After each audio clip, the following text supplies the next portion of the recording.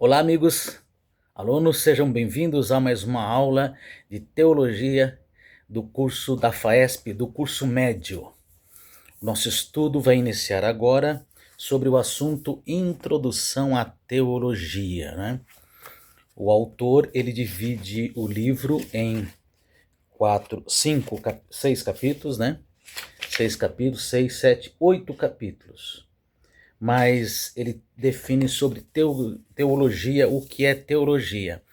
Ele traz a palavra logo no início, no primeiro capítulo, prolegômenos. Prolegômenos é uma palavra grega que quer dizer início, introdução, começo.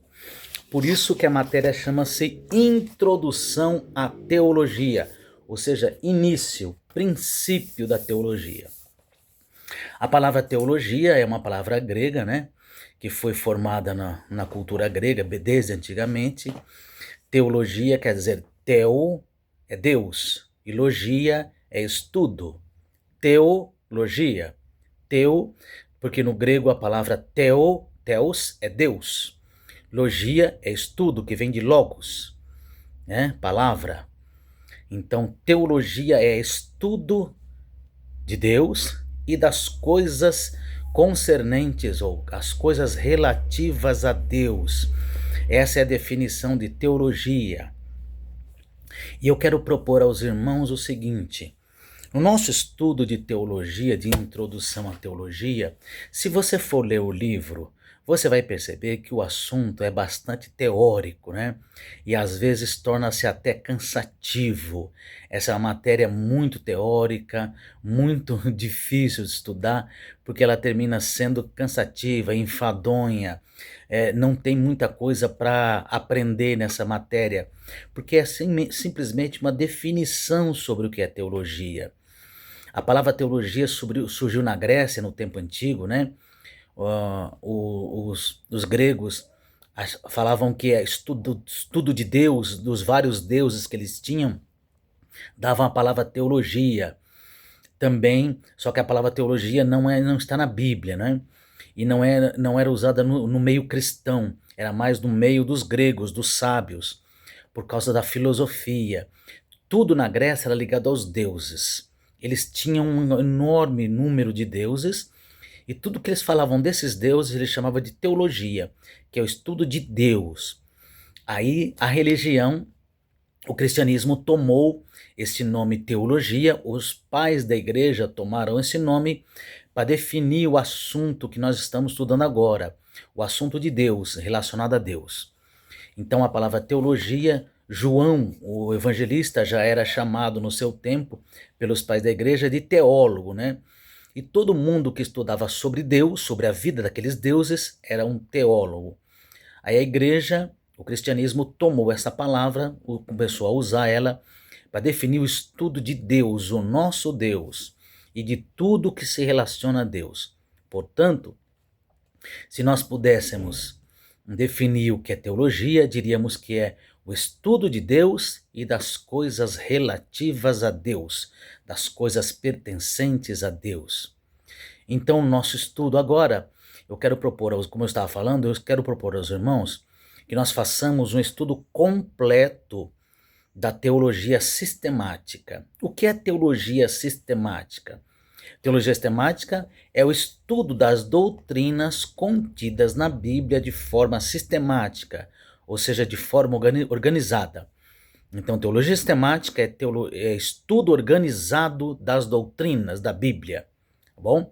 Teologia sistemática, a definição é estudo organizado das doutrinas contidas na Bíblia. Essa é a definição de teologia sistemática. Existe a teologia exegética, né, que trata da interpretação da Bíblia. Existe a teologia histórica, que trata da história da igreja e das doutrinas. E existem outros ramos da teologia que estão contidos no livro. Depois nós vamos falar um pouquinho, mas não faz tanta diferença para nós. Mas então eu quero propor aos irmãos que nesse estudo de introdução à teologia, nós façamos uma recapitulação de toda a teologia sistemática, os 10 pontos da teologia sistemática. Nesses vídeos, nós vamos mencionar cada uma das doutrinas, os pontos principais. Não dá para fazer um estudo detalhado, porque esse estudo detalhado nós fizemos no curso básico. Cada doutrina, estudamos ela durante um mês ou mais de um mês, e agora vamos falar de o resumo geral de todas as doutrinas, tá bom? Se você estiver pronto, daqui a pouco nós vamos começar isso. É bom que você faça algumas anotações. Muito bem. No estudo da teologia sistemática, são 10 pontos da teologia. O primeiro ponto é a teologia da Bíblia, das Escrituras.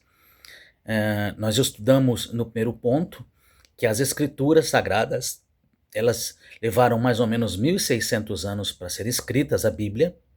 Ela foi escrita primeiramente, o Antigo Testamento no hebraico e o livro de Daniel em aramaico, refletindo o tempo em que os judeus estavam no cativeiro. E lá eles aprenderam a falar o aramaico, que era a mistura do hebraico com o babilônico. Era a língua que Jesus Cristo falava no seu tempo. E somente o livro de Daniel foi escrito nessa língua aramaica. Depois houve 400 anos, de silêncio de Deus, que Deus não levantou mais nenhum profeta, e aí nós iniciamos o Novo Testamento.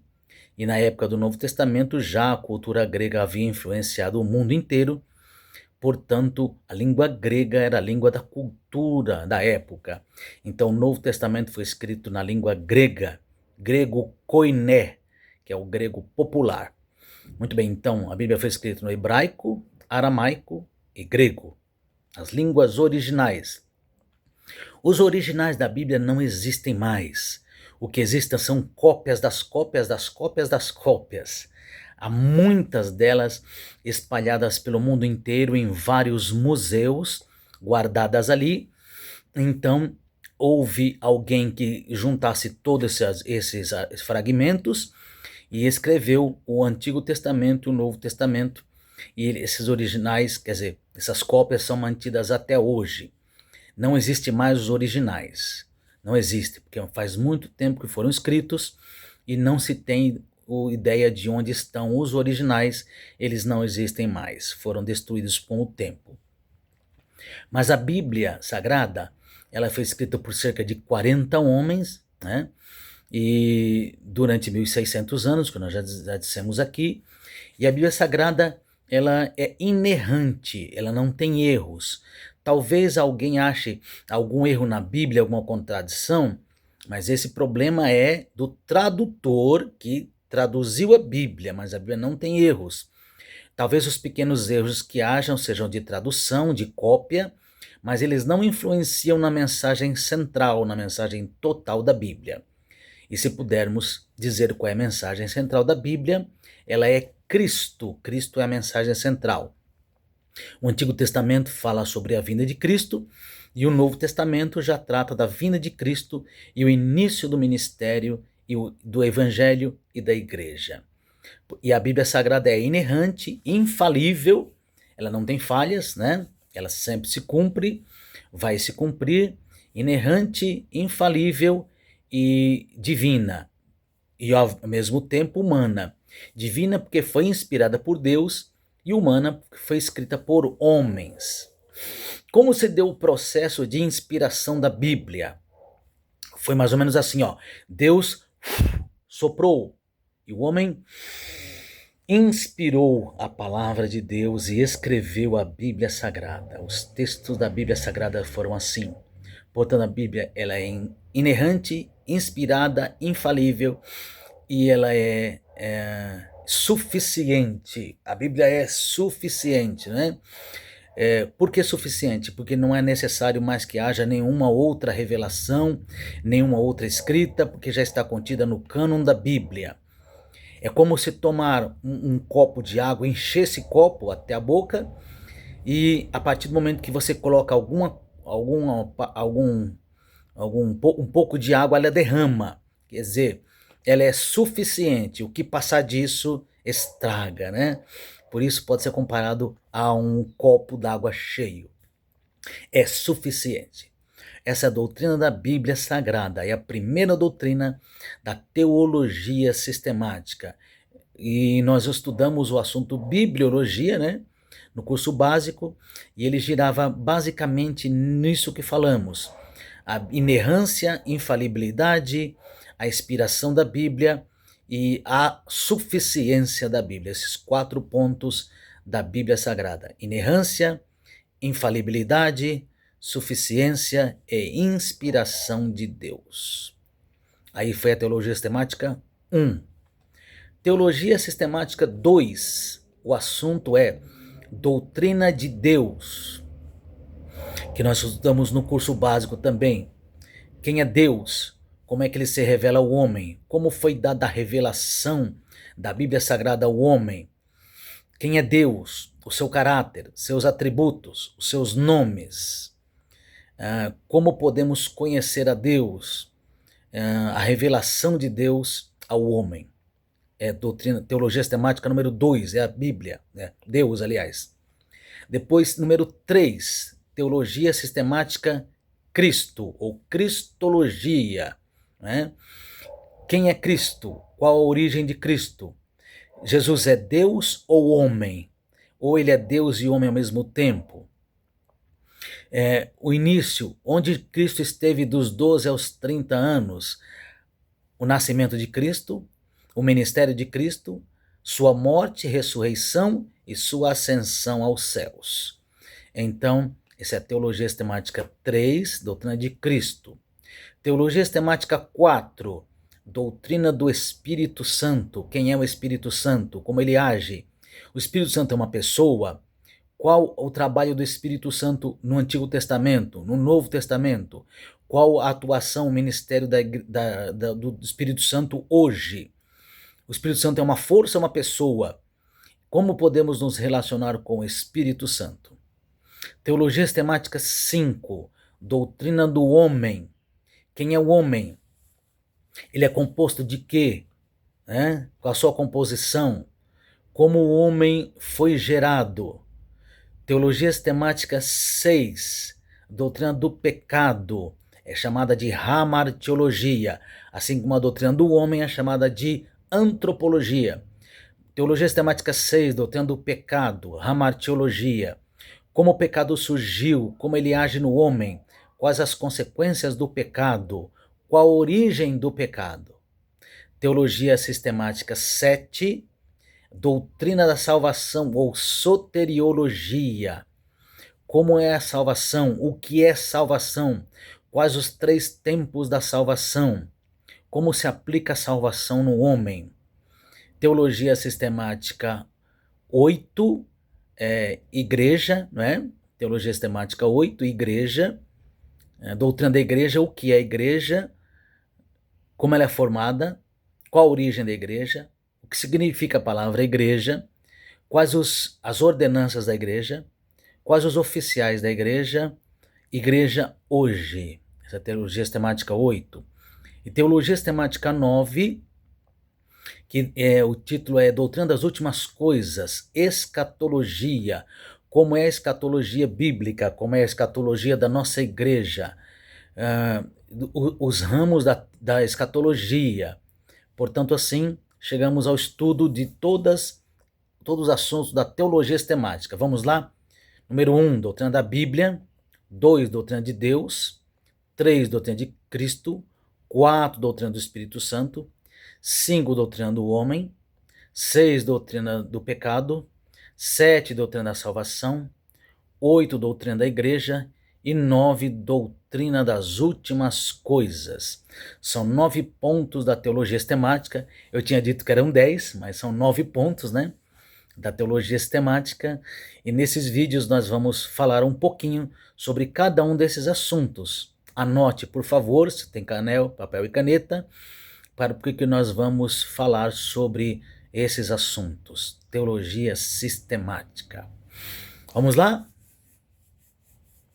Em primeiro lugar, vamos falar sobre a teologia sistemática 1, doutrina da Bíblia. Vamos repetir, porque nós já começamos, né? A Bíblia foi formada em cerca de 1.600 anos, por cerca de 40 autores. A Bíblia Sagrada foi escrita originalmente, no hebraico, do Antigo Testamento. sendo que o Antigo Testamento, o livro de Daniel, foi escrito no aramaico, que era a língua falada, aprendida no cativeiro babilônico. Os judeus falaram o babilônico misturado com o hebraico. A mistura do hebraico com o babilônico gerou o aramaico, que era a língua que Jesus falava.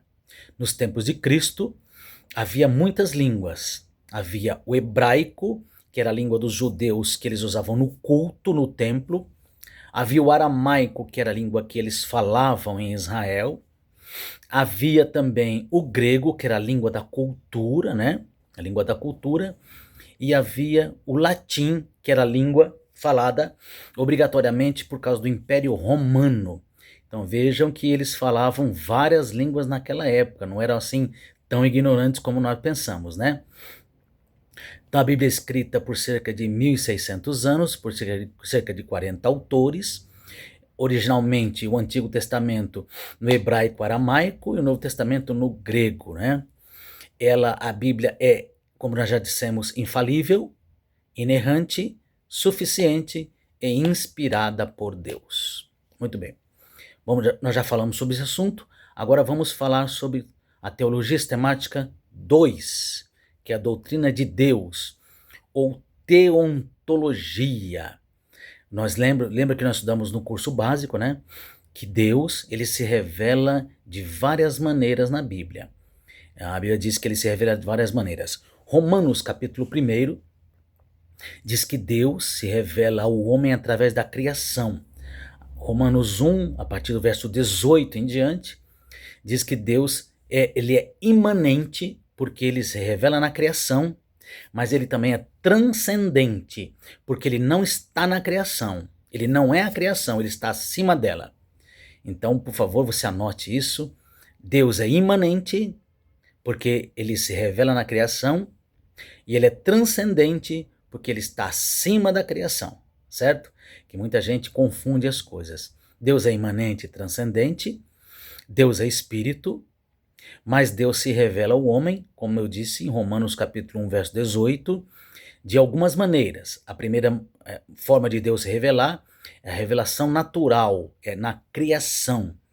Se você ler o texto com calma, você vai ver que lá está escrito que Deus se revela pelas coisas que foram criadas. O homem vê a criação da humanidade, do homem, do corpo humano, do universo que é perfeito, da natureza, e lá ele vê Deus. E o homem conclui que essa perfeição não surgiu do acaso. Alguém muito inteligente criou todas as coisas. Então é assim que Deus se revela, através da criação, né? O salmista diz que os céus manifestam a glória de Deus e o firmamento a obra das suas mãos. Mas, como o homem se recusa a reconhecer a existência de Deus, ele o puniu e ele o abandonou às suas paixões, aos seus pecados. Romanos capítulo 1, a partir do verso 18, também vai dizer que Deus se manifesta na criação, nas coisas que são criadas, porque, veja, é impossível. O exemplo de um relógio. Você pega um relógio e é praticamente impossível você acreditar que aquela pulseira do relógio de metal, ela surgiu sozinha do nada. Depois passou mais 1 milhão de anos, surgiu as engrenagens, do nada. Depois surgiram o vidro do relógio. Depois os ponteiros caíram ali dentro. Então é impossível acreditar que todas as coisas surgiram do acaso, né? De repente. Não houve ninguém que criasse, não. Eu não creio nisso, a minha fé não alcança isso. É mais fácil dizer que alguém muito inteligente desenhou aquele relógio, fabricou, projetou e fabricou aquele relógio e criou.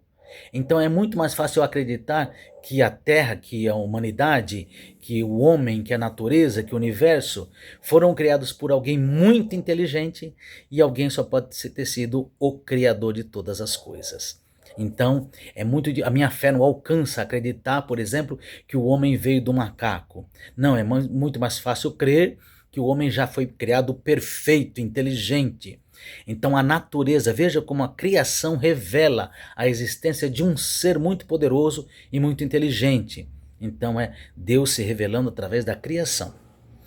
A segunda forma pela qual Deus se revela é através da consciência. A consciência do homem, a moral, vai fazê-lo entender que Deus existe, né? A terceira forma de Deus se revelar ao homem é através das escrituras, da Bíblia Sagrada, então da lei e da Bíblia. Lei para os judeus e a Bíblia para os gentios. E número 4, Deus se revela ao homem através de Cristo. Em Cristo, Deus se revelou ao homem. Portanto, são 4 formas de Deus se revelar. Os nomes de Deus, eles estão ligados ao seu caráter, aos seus atributos, né? Então, por exemplo, Jeová Jiré é o Deus, o Senhor que provê. Jeová Rafá, o Deus que cura. Jeová Shalom, o Deus da paz. A palavra Jeová está no Antigo Testamento. Ela é escrita originalmente em 4 letrinhas, né, o tetragrama, e quer dizer Jeová. No Antigo Testamento, você pode perceber que a maioria das pessoas, os seus nomes, elas terminam com El, como Daniel, Miguel, Ezequiel, Gabriel, ou né? Jeremias. Ah, mas é com S. Não, no português é com S. Isaías, Jeremias, Obadias. Mas no original hebraico não existe a palavra S. É a letra H, né? Não é a letra S, é a letra H. Ou Jeremias, Obadia, Malaquia, que alguma coisa Jeová. Por exemplo, Miguel, quem é como Deus. Malaquia, anjo do Senhor, anjo de Jeová. Então os nomes bíblicos, eles têm o significado assim, as pessoas davam o nome para pessoas de acordo com o seu caráter ou lembrando de algum dos atributos de Deus. Então Isaías, Jeremias, Obadias, Sofonias, então todo terminava com I, que é Iavé, a abreviação de Jeová. Portanto, os nomes de Deus. Os atributos de Deus. Os atributos de Deus são: ele é eterno, ele é espírito, ele é inteligente, ele é amor, ele é onipotente, onipresente, onisciente. E Deus tem os seus atributos comunicáveis e incomunicáveis. O que são atributos comunicáveis e incomunicáveis? Atributos comunicáveis são aqueles que Deus tem e permite que o homem tenha também. E atributos incomunicáveis são atributos que só Deus tem. São atributos de Deus que revelam quem Deus é e o seu caráter, a sua pessoa. Muito bem, essa é a doutrina de Deus. Depois nós temos o número da Bíblia, Deus, e também temos que Deus é trino, a trindade. Deus é Pai, Filho e Espírito Santo ao mesmo tempo, né? Deus é 3 em 1. A trindade é um dos assuntos, nas doutrinas, mais difícil de ser explicado, irmãos. Porque como é que uma pessoa só são 3 ao mesmo tempo? Tá?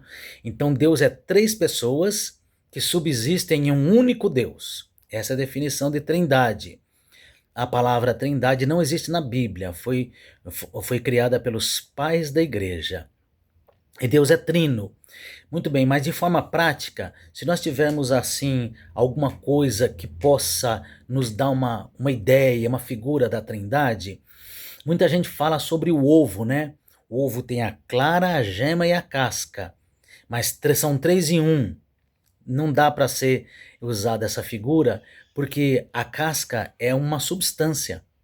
A gema é outra substância e a clara também. É parecido com a gema, a substância, mas são diferentes, né? Da casca. A casca é mais dura. Então, e na Trindade, Pai, Filho e Espírito Santo têm a mesma substância, a mesma matéria. Então alguém diz assim, o homem é corpo, alma e espírito. Também não dá, porque o corpo é diferente da alma e do espírito.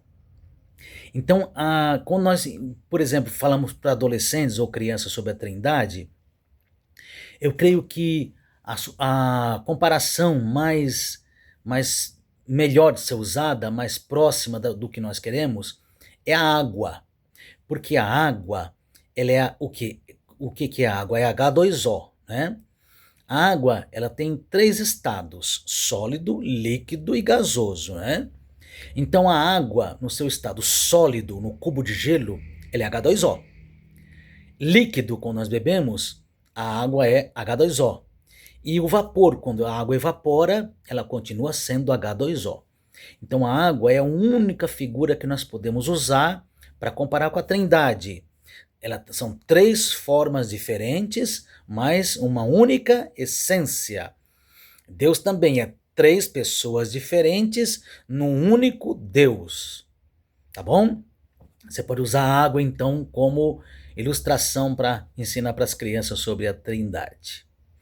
Então, essa é a doutrina de Deus. Falamos sobre o seu caráter, seus nomes, a sua revelação. Então, agora vamos para a teologia sistemática, doutrina número Bíblia, Deus, número 3. É a doutrina de Cristo, ou Cristologia. Cristo é o Filho de Deus, nascido de uma virgem, portanto ele não teve pecado, não herdou a natureza pecaminosa, porque foi gerado pelo Espírito Santo. Cristo, a Bíblia narra Cristo dos 12 anos lá em Jerusalém no templo com os doutores, depois só aos 30 anos já adulto, né, iniciando seu ministério. Então nesse período é um mistério que muita gente pergunta o que aconteceu dos 12 aos 30 anos. Ninguém tem nenhuma informação, a Bíblia não tem nenhuma informação sobre o que Jesus fez dos 12 aos 30 anos, mas nós podemos compreender, usando a cultura judaica e algumas indicações da Bíblia, que Jesus, ele teria provavelmente o seu pai morrido cedo e ele ficado em casa cuidando da sua mãe e dos seus irmãos mais novos. Ele herdou a profissão de carpinteiro do seu pai e, naturalmente, obviamente, o mais sensato é crer que dos 12 aos 30 anos ele esteve trabalhando trabalhando na profissão do seu pai, com o intuito de ajudar sua mãe a criar seus irmãos mais novos. E chegando à idade adulta, ele teria então terminado essa tarefa e iniciado o seu ministério. É a forma, é a possibilidade mais sensata, né, que nós encontramos, porque tem muita gente que diz que Jesus, dos 12 aos 30 anos, ele foi para o Tibete, ele foi para o Nepal, ele foi para a Arábia, ele foi estudar com os monges. Nada disso, a Bíblia não fala nada disso. É um mistério que a Bíblia não fala, ela se cala nesse ponto, mas nós podemos entender, então, deduzir o que aconteceu dos 12 aos 30 anos. Jesus Cristo cumpriu seu ministério, era homem e Deus ao mesmo tempo, né? Isso é chamado de união hipostática. O que é a união hipostática? Jesus tinha 2 naturezas numa só pessoa, a natureza humana e a natureza divina ao mesmo tempo. Ele não herdou natureza pecaminosa, por isso ele não pecou, ele decidiu não pecar, e ele era homem e Deus ao mesmo tempo. Nós temos no Novo Testamento muitas provas sobre a humanidade de Deus, de Cristo, aliás, e a sua divindade. A humanidade de Cristo, ele sentiu fome, dormiu, ele chorou, ele teve dor, sentiu abandono. E natureza divina, quando ele curou, ele expulsou demônios, ele ressuscitou mortos. Jesus tinha 2 naturezas numa só pessoa. Ele morreu na cruz, ressuscitou ao 3º dia, desceu ao Hades, levou os salvos que estavam lá para o paraíso e ascendeu aos céus, a sua ascensão aos céus.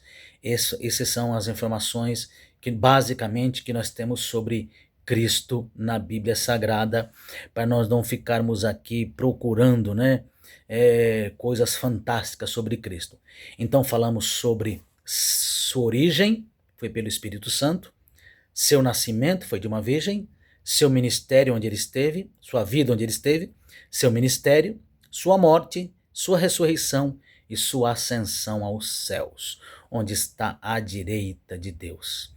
Essa é o terceiro capítulo da teologia sistemática, doutrina de Cristo. Falamos sobre a Bíblia, falamos sobre Deus e falamos sobre Cristo. E na próxima aula nós vamos continuar com os outros pontos da teologia sistemática.